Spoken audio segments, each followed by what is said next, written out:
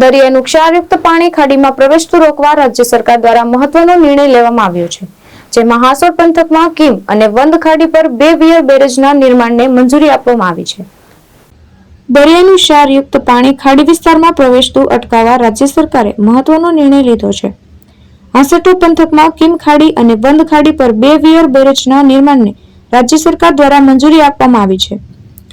આ બંને પ્રોજેક્ટ માટે કુલ ₹227 કરોડની મંજૂરી આપવામાં આવી છે. રાજ્યના જળ સંપત્તિ મંત્રી ઈશ્વરસિંહ પટેલે આ પ્રોજેક્ટ અંગે રજૂઆત કરી હતી, જેને રાજ્ય સરકારે સ્વીકારી મંજૂરી આપી છે. રાજ્ય સરકારના આ મહત્વના નિર્ણય પગલે હાસોટ પંથકના ખેડૂતો અને સ્થાનિક આગેવાનોમાં ખુશીનો માહોલ જોવા મળ્યો હતો અને તેમણે રાજ્ય સરકાર તેમજ જળ સંપત્તિ મંત્રી ઈશ્વરસિંહ પટેલનો આભાર વ્યક્ત કર્યો છે. કીમ ખાડી પર નિર્માણ પામનાર વિયર બેરેજ અંતર્ગત ક્રોઝવે બનાવવામાં આવશે, જેના કારણે હાસોટ તાલુકાના ઇલાવા વિસ્તાર અને સુરત જિલ્લાના કદારામ વિસ્તાર વચ્ચે વાહનો માટે સીધી કનેક્ટિવિટી ઉપલબ્ધ થશે. વિયર બેરેજના નિર્માણથી દરિયાઈ ખારું પાણી ખાડી ખેતી યોગ્ય જમીનમાં પ્રવેશતું અટકશે, જેને પરિણામે ખેડૂતોને સિંચાઈ માટે મીઠું પાણી ઉપલબ્ધ બનશે.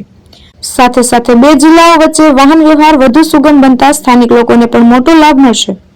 ધર્મેશ રાણા, દ્રષ્ટિકોણ ન્યૂઝ, અંકલેશ્વર.